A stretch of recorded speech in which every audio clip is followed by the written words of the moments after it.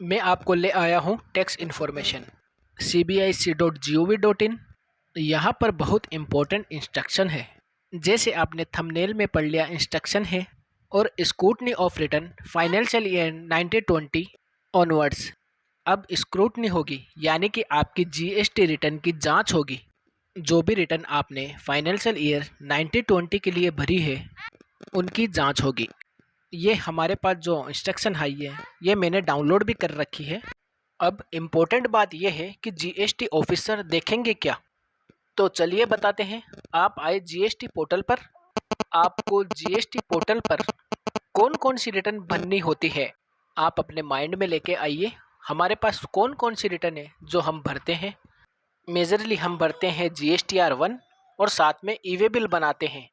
अपनी गुड्स की मूवमेंट के लिए हम ई-वे बिल बनाते हैं। GSTR 2A, GSTR 2B को मैं छोड़ रहा हूँ क्योंकि फाइनेंशियल ईयर 1920 की बात कर रहे हैं। 2021 से 2B आया था।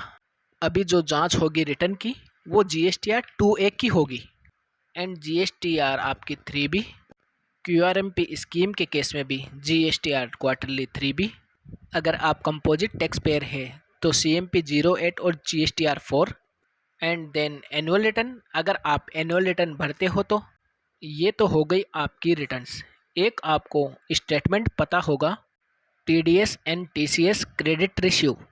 जीएसटी में अगर आपका किसी ने TDS या TCS काटा हो तो आपका उसका क्रेडिट अवेल करते हो। ये जो आपने TDS एंड TCS का क्रेडिट लिया है उसके बेसिस पे सेल दिखाई है कि नहीं। एंड GSTR 1 की मैचिंग होगी। जितनी सेल आपने GSTR 1 में दिखाई उसका टैक्स GSTR 3B में भरा है कि नहीं। देन आपकी GSTR 2A की एंड GSTR 3B की मैचिंग होगी। GSTR 3B में आप जितना इनपुट टैक्स क्रेडिट क्लेम कर रहे हो क्या उतना GSTR 2 में आ रहा है कि नहीं। एक बात और है, ये एक GSTR 2 में एक चीज़ और चेक करेंगे। आप GSTR 2A में जो ITC लेते हो यानी जिस बिल के अगेंस्ट या सप्लाई के अगेंस्ट एक कॉलम होता है, क्या उस सप्लायर ने अपनी रिटर्न फाइल करी है या नहीं करी।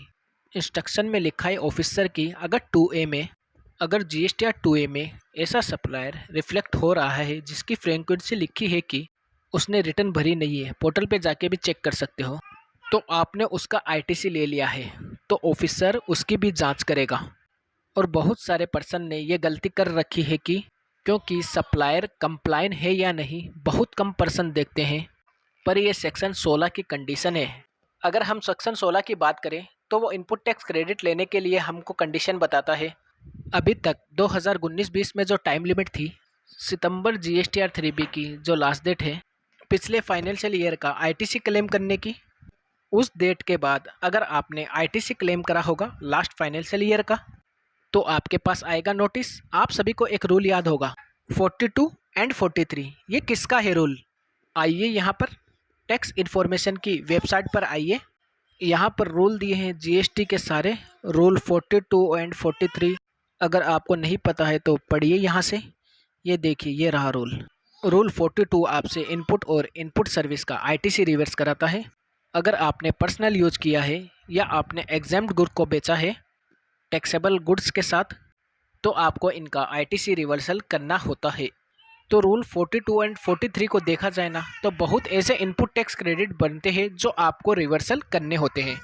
90% लोग इस रूल को जानते ही नहीं है, उसको पता ही नहीं है कि इस रूल के अकॉर्डिंग क्या रिवर्सल करना होता है। ये उन ऑफिसर का क्राइटेरिया है जांच करने का रिटर्न्स की। देन आपको पता है कि GST पोर्टल आज तक आपसे GSTR 3B की लेट फीस का पेमेंट लेता है। GSTR 3B की जो भी लेट फीस होती है वो पोर्टल आपसे कलेक्ट कर लेता है ऑन द स्पॉट अगर आप 3B को लेट फाइल करते हो। क्या GSTR 1 की लेट फीस आपसे कलेक्ट की जाती है थ्रू पोर्टल। GSTR 1 की लेट फीस की वजह से भी आपको नोटिस इशू किया जा सकता है क्योंकि आपने गवर्नमेंट की लेट फी नहीं भरी है। ऑफिसर के लिए है ना, इस इंस्ट्रक्शन में खास बात ये लिखी है कि ऑफिसर को टैक्स पेयर को नोटिस भेजने से पहले ये इंश्योर करना है कि कहीं उसने अपना इंटरेस्ट, पेनल्टी, लेट फीस या टैक्स लायबिलिटी कहीं DRC 03 से पेमेंट ना कर दी हो। वैसे तो ये इंश्योर करना है ऑफिसर को, बट वी डोंट नो कौन सा ऑफिसर है, कौन सा ऑफिसर इसको चेक करने वाला है? We don't know anything. Automatic scrutiny की बात हो रही है। लेट्स सी ये वर्क करता है। ऑटोमेटिक का मतलब यही है, यहाँ पर कोई एक्शन नहीं होगा, बस पोर्टल के थ्रू आपकी कम्युनिकेशन चलेगी। अगर आपने जीएसटी को पे करने में डिले कर दिया था जीएसटी की पेमेंट में, तो क्या आपने उसकी पेमेंट इंटरेस्ट के साथ करी या ना करी, मैच की जाएगी। अगर नहीं करी है तो नोटिस आएगा। लेट फी इंटरेस्ट पे नहीं करा हो तो नोटिस आएगा। रिवर्स चार्ज बहुत इम्पोर्टेंट है जीएसटी में। अगर आपने जीएसटी में रिवर्स चार्ज पे किया है और उसका आईटीसी लिया है, उसकी मैचिंग की जाएगी टू ऐसे एक्सेट्रा। बहुत सारे एंड नंबर ऑफ पैरामीटर हो सकते हैं। आपकी जीएसटीआर 9 भी हो सकती है। यस, जीएसटीआर 9 में मैक्सिमम टैक्स पेयर क्या करते हैं कि पूरे साल में जीएसटीआर 1 और 3B में कोई गलती हो गई तो कोशिश करते हैं उसको किसी भी तरह से एडजस्ट करके रेक्टिफाई करना। जीएसटीआर 9 में बहुत सारी टेबल ऐसी है जिसमें हम एडजस्टमेंट तो कर लेते हैं, पता नहीं ऑफिसर उसको कैसे समझेगा, क्योंकि वहाँ पर कहीं भी ऐसा रिमार्क्स डालने का ऑप्शन नहीं है। एक प्रॉब्लम क्रिएट कर सकता है। अगर आपने एनुअल रिटर्न में अपनी गलतियों को ठीक करा हो तो ऑफिसर उसको समझेगा, फिर ऑफिसर क्या चीज़ आपको प्रोड्यूस करने के लिए बोल सकता है। तो तैयार रहिए, अब स्क्रूटनी शुरू हो चुकी है। इंस्ट्रक्शन इशू हुई है 26 मई में, और इसमें एक बड़ा मज़ेदार पॉइंट है।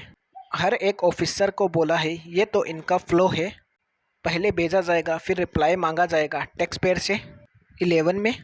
अगर ऑर्डर इशू करना है तो SMT 12 में होगा, और फर्दर कोई एक्शन लेना है 73-74 का, ऑडिट इन्वेस्टिगेशन का वो होगा।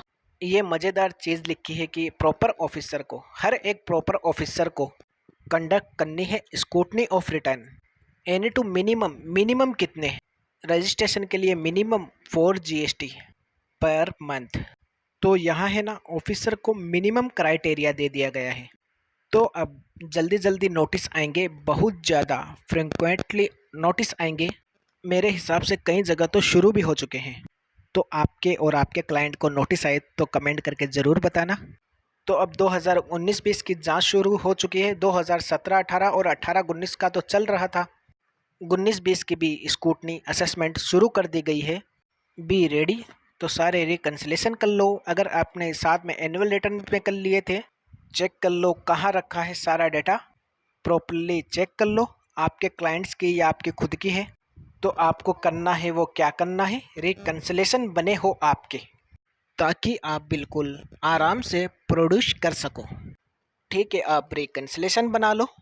आपकी फाइलिंग से उसमें बिलिंग वगैरह लगाते हो तो रिकॉर्ड्स को मेंटेन करके कंप्लीट कर लो 19-20 के लिए।